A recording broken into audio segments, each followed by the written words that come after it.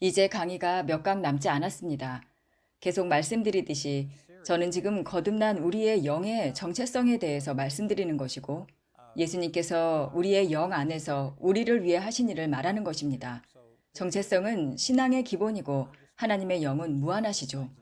그래서 이 강의는 신앙의 다른 주제들과 연결되어 있습니다.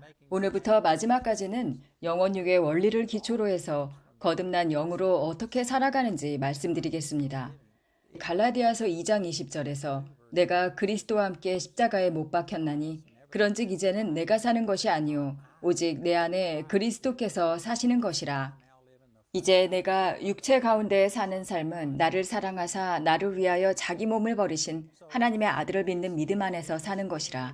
나를 사랑하시고 나를 위하여 자기 자신을 주신 그분 말입니다. 그러니까 바울은 영의 사람, 즉 거듭난 영으로부터 살고 있었던 것입니다. 이것이 영원유 강의의 핵심입니다. 그리스도인의 삶은 여러분이 점점 더 강해지고 자연적인 능력이나 생각, 판단력이 더 강해지는 것이 아닙니다. 오히려 반대로 점점 약해지고 더 의존적이 되며 하나님께 더 의지하게 되는 삶입니다. 우리는 새로운 피조물이 되었고 이제 거듭난 영으로부터 사는 법을 배워야 합니다. 고린도전서 1장 26절에 형제들아 너희의 부르심을 보라. 육체를 따라 지혜 있는 자가 많지 않고 권세 있는 자도 귀한 자도 많지 않다. 하나님께서는 세상에 미련한 것들을 택하사 지혜 있는 자들을 부끄럽게 하셨고 세상에 약한 것들을 택하사 강한 것들을 부끄럽게 하셨으며 세상에 천한 것들과 멸시받는 것들을 하나님은 택하셨고 존재하지 않는 것들을 택하셔서 존재하는 것들을 무력하게 하시려 하셨습니다. 아시겠지만 세상의 생각과는 정반대입니다. 세상은 재능 있고 외모가 뛰어나고 능력 있는 사람들을 추구하죠. 하지만 주님이 만약 구인 광고를 붙이신다면 약하신가요? 멸시받고 계신가요? 아무것도 아닌 존재라고 느끼시나요? 그러면 지원하십시오. 하나님은 아무것도 가진 것 없는 사람들을 택하십니다. 어떤 사람들은 이 점에서 혼란스러워합니다. 하나님께서 이렇게 하시는 이유는 아무 육체라도 하나님 앞에서 자랑하지 못하게 하려 하심이죠. 하나님은 눈에 보이는 조건이 다 갖춰지지 않은 사람들을 택하십니다. 그들을 통해 하나님께서 역사하시고 초자연적인 일들이 일어나면 사람이 영광을 받는 것이 아니라 하나님께서 영광을 받으시게 됩니다. 저는 예전에 캐서린 쿨만 집회에서 안내봉사를 했던 적이 있습니다. 그 당시 저는 여성 사역자에 대해 편견을 가지고 있었습니다. 옳지 않다고 배웠기 때문이죠. 하지만 하나님의 능력이 나타남을 너무나 갈망하고 있었기 때문에 치유와 기적이 일어나는 그녀의 집회에 꼭 참석해보고 싶었습니다. 그래서 제가 가지고 있었던 편견을 무시하기로 결심하고 참가했습니다. 직접 가서 무슨 일이 일어나는지 보고 싶었습니다. 친구가 저를 안내요원으로 들어가게 도와줬고 간단한 훈련을 받았습니다. 그리고 안내 봉사를 마친 뒤 앞자리로 가서 앉았습니다. 무대 위 그녀와 저는 불과 1, 2미터 정도 떨어져 있었죠. 저는 바닥에 앉아 그녀를 지켜보고 있었습니다. 그녀에 대해 모든 것이 마음에 들지 않았습니다. 오해하지 마십시오. 그냥 그때의 제 느낌을 말씀드리는 것입니다. 그녀는 좀 특이했습니다. 늘 긴 기장에 소매가 퍼져 있는 원피스를 입고 나왔고 마치 떠다니는 것처럼 걸었습니다. 그리고 그녀는 고어체 말투로 말했어요. 모든 것이 이상하게 느껴졌죠. 편견이 있는 청년 시절 제가 본 느낌이 그랬다는 것입니다. 저는 굉장히 비판적인 태도를 가지고 앉아 있었죠. 그녀가 말하는 것들도 딱히 마음에 들지 않았고요. 하지만 저는 그 집회에서 안내요원이었습니다. 들것에 누워있는 어떤 여성을 제가 맡아서 그녀를 들것에서 내려 좌석에 앉혀야 했습니다. 소방 규정 때문에 통로를 비워야 했거든요. 그래서 제가 그 여인을 들어 올렸는데 몸무게가 27이나 28kg도 안 되는 듯 했습니다. 거의 죽음에 가까운 상태였죠. 팔 하나도 들 수 없었고 그냥 축 늘어져 있었습니다. 그녀를 들어 올릴 때 손 하나로 허벅지를 다 들 수 있을 정도였으니까요. 마치 홀로코스트 생존자처럼 뼈만 있었습니다. 거의 죽은 상태나 다름없었습니다. 어쨌든 저는 안내를 마치고 다시 앞에 앉아 있었는데 집회가 마무리되어 가고 있을 무렵이었습니다. 그런데 갑자기 아까 그 여인이 들것을 밀면서 통로를 달려 내려오는 것입니다. 자신이 누워 있었던 들것을 밀고 오더니 무대 위로 뛰어 올라갔습니다. 그걸 본 순간 제 안에 있었던 모든 편견이 순식간에 사라졌습니다. 제가 이 이야기를 하는 이유는 하나님께서 캐설린 쿨만을 택하신 이유는 그녀가 최고의 본보기였기 때문이 아니라 아무도 그녀에게 공을 돌릴 수 없었기 때문입니다. 저도 마찬가지입니다. 하나님께서 저를 사용하실 때도 사람들은 저를 보며 텍사스 촌놈이라고 합니다. 저는 종종 말합니다. 제가 하나님이었다면 저 자신은 절대 선택하지 않았을 거라고요. 저는 어디 하나 내세울 것이 없죠. 아직도 말을 더듬고 버벅댑니다. 그럼에도 불구하고 하나님께서는 저를 사용하십니다.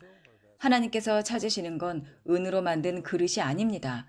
하나님은 순종된 그릇을 찾으십니다. 지금 말하는 바가 바로 그것이죠. 우리는 우리의 영으로부터 그분을 섬겨야 합니다.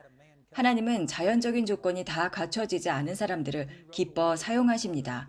실제로 어떤 남자가 제 집회에 한번 왔다가 편지를 보내왔습니다. 그 남자는 제가 집회를 할 때 왔다고 했고 자신은 12년 전에 목회 사역으로의 부르심을 받았다고 했습니다. 그런데 그가 아내에게 사역을 하겠다고 말했을 때 그의 아내는 나는 목회자와는 결혼 안 한다고 말하며 이혼 요구를 하고 아이들을 데리고 떠난 상태였다고 합니다. 그분의 인생은 완전히 무너져 버린 거죠. 그리고 그는 하나님께서 자신을 쓰실 수 없다고 생각했습니다. 그랬던 그가 저희 집회에 와서 하나님께서 저를 어떻게 사용하시는지를 보며 저와 같이 텍사스 사투리로 말하는 케네스 해긴 같은 기적의 목회자들과 비교하며 말했습니다. 텍사스 촌놈이라고 불리는 당신들을 하나님이 쓰시는 걸 보고 하나님이 나도 사용하실 수 있다고 확신하게 되었습니다. 라고 말했습니다. 그리고 그는 자신이 다시 사역으로 돌아가게 되었다고 감사를 전했습니다. 저의 약함을 보고 사역을 시작하기로 결심했죠. 이것이 바로 하나님께서 저를 쓰시는 이유 중에 하나입니다. 그렇다고 하나님께서 모든 것을 갖춘 사람들을 싫어하시는 게 아닙니다. 물론 재능을 가지고 외모도 완벽하고 언변이 뛰어나고 지성을 갖춘 사람들도 쓰시죠. 그러나 대개 특출난 사람은 하나님을 의지하려 하지 않기 때문에 약한 자를 들어 쓰신다는 말씀입니다. 성경은 말합니다. 육신 안에 있는 자들은 하나님을 기쁘시게 할 수 없느니라. 그러므로 우리는 우리 자신을 넘어서야 합니다.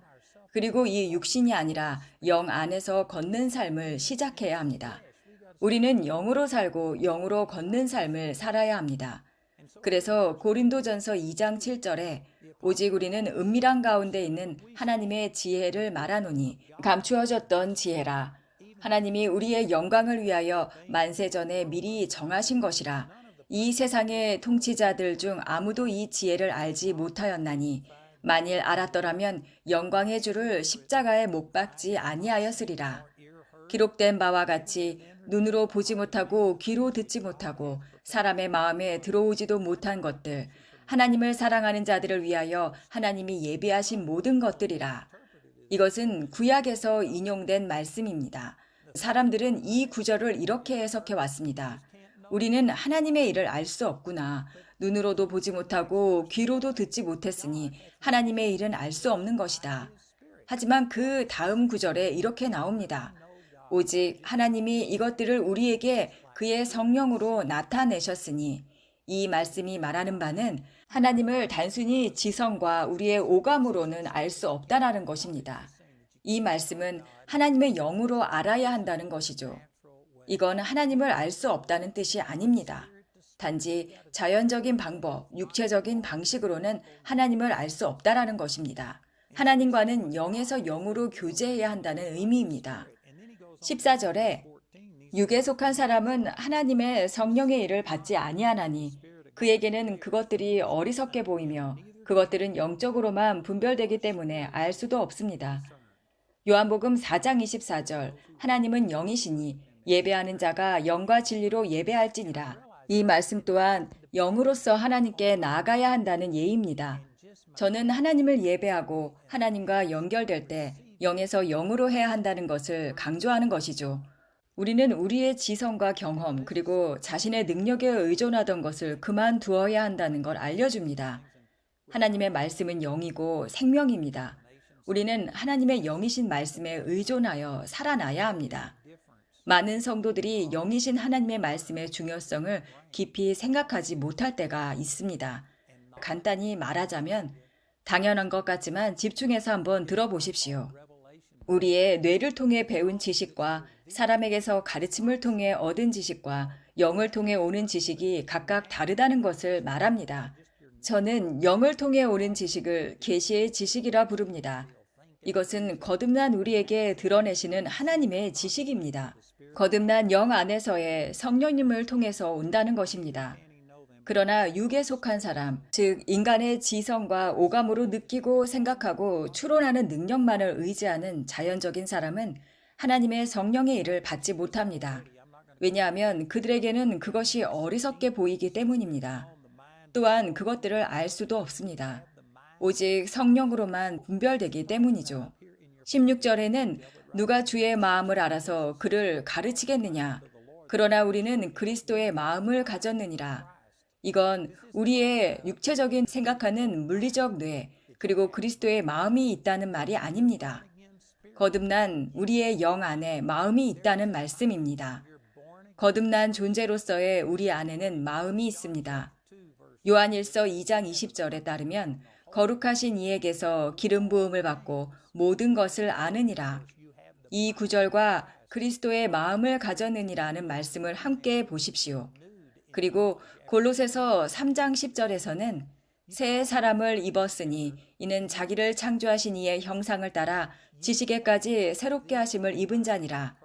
이 모든 구절들을 함께 종합해 보면 우리의 영의 사람 안에는 그리스도의 마음이 있습니다. 즉 우리의 영 안에는 예수님께서 아시는 모든 것들이 들어있다는 말씀이죠. 그런데 그것을 꺼내 쓰기 전에는 실제로 우리가 알 수가 없습니다. 우리의 영 안에 있는 그리스도의 마음을 어떻게 우리의 육체적인 마음으로 끌어내어 실제로 삶에 나타낼 수 있을까요? 하나님의 뜻대로 살아갈 수 있을지 말입니다.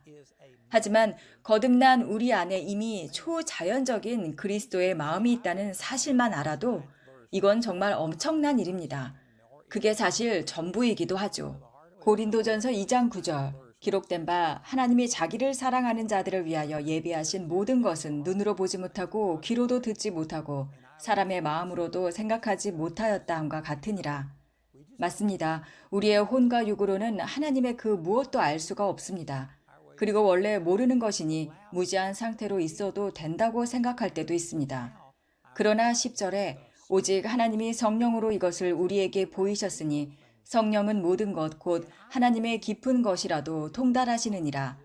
성령께서 우리에게 오신 이유 중 하나는 우리에게 계시하시기 위함입니다. 인간적인 지식을 초월한 하나님의 지식을 말이죠. 물론 이것을 완전히 설명할 수는 없겠죠. 하지만 우리가 그리스도 안에서 우리 자신이 누구인지를 알게 될 때 하나님의 선한 것들이 우리의 삶에 풀어지기 시작합니다. 우리의 영 안에 많은 면이 예수님과 동일하다는 것을 인식하게 되면 말이죠. 바로 거듭난 우리가 그리스도의 마음을 가졌다는 사실입니다.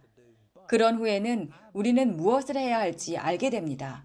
문제를 대하는 방식이 완전히 바뀌게 되죠. 더 이상 뭘 해야 할지 모르겠어요 라고 말하며 멈추는 게 아니라 이제는 지금은 뭘 해야 할지 모르겠지만 하나님의 지혜가 내 안에 있다는 걸 믿습니다. 라고 선포하게 됩니다. 아버지의 계시의 지식을 믿고 기대하기 시작합니다. 하나님께서는 수없이 많이 초자연적으로 인도하셨습니다. 아시다시피 저는 지금 저의 사역 중 하나인 바이블 칼리지를 확장하고 있습니다. 그런데 바이블 칼리지를 시작하게 된 그 자체가 바로 계시로부터 온 것입니다. 원래 저는 결심했었습니다. 절대 성경학교는 하지 않겠다고요. 사람들이 학교를 시작하라고 요청했을 때 저는 절대 안 됩니다. 라고 했죠. 그런데 1992년 제가 영국 집회 중에 있을 때 주님께서 제 마음에 큰 감동을 주셨습니다. 이제 성경학교를 시작해야 한다. 그건 제 생각에서 나온 게 아닙니다. 누군가 제게 강요한 것도 아니죠. 저는 그것을 거절해왔던 사람이었으니까요. 그런데 말씀 묵상으로 기도 중일 때 하나님께서 강권적으로 임하신 것이죠. 그래서 우리는 1994년에 바이블 칼리지를 시작했습니다. 지금까지 졸업생이 12,000명이 넘습니다. 현재도 9천 명이 넘는 재학생들이 수업을 듣고 있죠. 곧 졸업할 것이고 여러 사람들이 변화되는 모습을 보고 있습니다. 저는 숫자를 말씀드리는 게 아닙니다. 하나님이 하신 일을 말씀드리는 것입니다. 졸업한 전 세계의 사역자들이 있고 그분들은 또 하나님의 놀라운 일들을 전해옵니다. 오늘도 우리 성경학교 학생들 중 몇몇이 우간다 병원에 선교차 갔는데 117명의 환자가 일어나서 병원을 걸어 나갔다고 합니다. 병원 전체에 약 130여 명 정도가 있었다고 하더군요. 15명에서 20명 정도를 제외한 거의 전부가 병이 나은 것입니다. 믿어지십니까? 병실을 돌며 사람들에게 기도해 주었고 그들 모두가 일어나 병원 밖으로 걸어 나왔다고 합니다. 그들 중 약 50명은 주님을 영접했다고 합니다. 정말 놀라운 일입니다. 이런 일들이 전 세계에서 일어나고 있습니다. 저는 이런 일들이 일어날 거라고 어떤 비전을 가졌던 것이 아닙니다. 제 머리를 통해 온 것이 아니라 성령님을 통해 온 것이죠. 실제로 제 이성적인 생각과는 반대되는 것이었습니다. 또 제가 방송을 하게 된 이유 중 하나는 하나님께서 제게 가능한 한 멀리 그리고 깊이 복음과 진리를 전하기를 원하신다는 것을 알게 하셨기 때문입니다. 그분이 제게 보여주신 이 진리들을 말입니다. 그래서 저는 방송이 그 일의 일부가 될 거라고 생각했었죠. 그런데 동시에 그것이 아주 많은 비용이 들 거라는 것도 알고 있었습니다. 그리고 잘못했다간 제 사역 전체가 무너질 수도 있다는 것도 알 수 있었습니다. 그래서 저는 그 문제를 그냥 미뤄두고 생각하지 않았습니다. 그런데 1998년에 갑자기 하나님께서 제게 감동을 주셨습니다. 저는 그 당시에 이런 것에 대해 기도조차 하고 있지 않았는데 그냥 예고 없이 갑자기 주님께서 지금이 방송할 때라는 감동을 주셨습니다. 그게 1998년 여름의 일이었고 실제로 우리가 모든 준비를 마치고 2000년 1월 3일에 처음으로 송출되었습니다. 정말 갑작스럽게 하나님께서는 말씀하셨습니다. 분명한 것은 제 머리로부터 나온 것이 아니라는 것이죠. 제 마음, 곧 성령님의 계시의 지식을 통해 온 것입니다. 사람들은 종종 우리 안에 이 영적인 부분이 있다는 걸 알지 못합니다. 말씀처럼 우리는 그리스도의 마음을 가졌느니라 이 사실을 말이죠. 대신 육적인 두뇌로만 모든 걸 이해하려고 합니다. 하지만 우리의 거듭난 영 안에는 그리스도의 마음이 있습니다. 거듭난 우리는 성령님을 통해 아는 능력을 가지고 있습니다. 그리고 그것은 자연적인 방법으로는 절대 알 수 없습니다. 하나님께서는 실제로 저를 통해 말씀하신 적이 있습니다. 저는 집회 중이었고 제가 본 적이 전혀 없는 분의 이름을 부른 적이 있습니다. 그냥 아무 이름이나 불러서 혹시 그 이름 가지신 사람이 있는지 보는 게 아니었습니다. 그분들의 이름을 부르고 그분들에게 일어난 일들과 필요한 말씀을 전했습니다. 자연적인 영역에서는 도저히 알 수 없는 것들이죠. 하나님께서 그분들의 상처나 고난을 어떻게 돌파하길 원하시는지 전하게 하셨죠. 제가 아닌 하나님의 영으로 인해 가능한 일입니다. 우리의 거듭난 영 안에는 그리스도의 마음이 있고 우리가 그 영의 음성에 귀를 기울인다면 우리는 하나님의 뜻을 알게 됩니다. 요한복음 16장 13절 예수님께서 떠나시기 직전에 제자들에게 주신 약속 중 하나인데요. 그분이 말씀하시길 성령이 오시면 모든 진리 가운데로 인도하시며 너희에게 장래의 일을 알리시리라. 성령님께서는 자연적인 방법으로는 알 수 없는 일들을 자녀들에게 말씀하십니다. 하나님께서는 우리의 지식을 초월하여 알려주시고 행하십니다. 한 번은 겉보기에는 이력서도 훌륭하고 완벽해 보이는 사람이 있었는데 하나님께서는 아니다라는 감동을 주셨고 제가 쉬 결정을 내릴 수 없어서 뽑지 못했습니다. 그 덕분에 저는 많은 고통을 피할 수 있었습니다. 반대로 이력서나 외적으로 그다지 좋아 보이지 않는 사람도 있었는데 하나님께서 제 이성적 판단과는 다르게 뽑게 하였고 좋은 분과 오래도록 일하게 된 일도 많았지요. 그래서 우리는 단지 제한된 인간적인 이해만으로 판단해서는 안 됩니다. 물론 분별이 필요하지만 우리는 성령님의 인도하심을 받아야 합니다. 그리고 지금 여기서 바울이 말하고 있는 것이 바로 이것입니다. 우리가 너희에게 와서 복음을 전할 때 사람의 지혜에 설득력 있는 말로 하지 아니하고 그것은 우리의 뛰어난 말재주 때문이 아니라 하나님의 영이었다. 우리는 뇌와 뇌가 아니라 영과 영으로 하나님과 소통하고 있는 것입니다. 어떤 사람들은 머리로 들으면서 뭔가를 배우는 사람들도 있겠지만 진짜 변화를 경험하려면 막힌 우리의 마음을 열고 이 진리의 말씀들을 마음으로 품기 시작해야 합니다. 우리 안에는 거듭날 때 새로운 영이 창조되었고 이 영은 그리스도의 마음을 가지고 있으며 거룩하신 이로부터 기름 부음을 받아 모든 것을 아는 자가 됩니다. 그리고 창조하신 이의 형상을 따라 지식에까지 새로워집니다.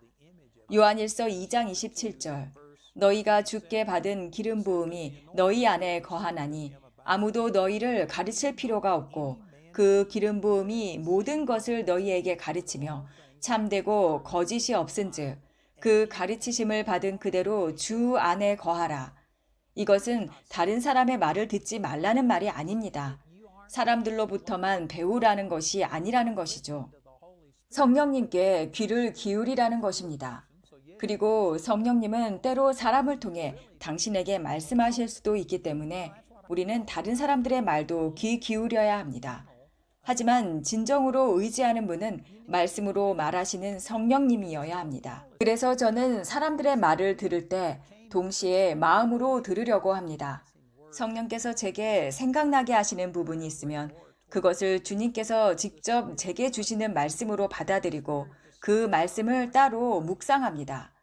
그러면 그것은 제 마음속에 소유가 됩니다. 우리 안에는 그리스도의 마음을 가진 영이 있습니다.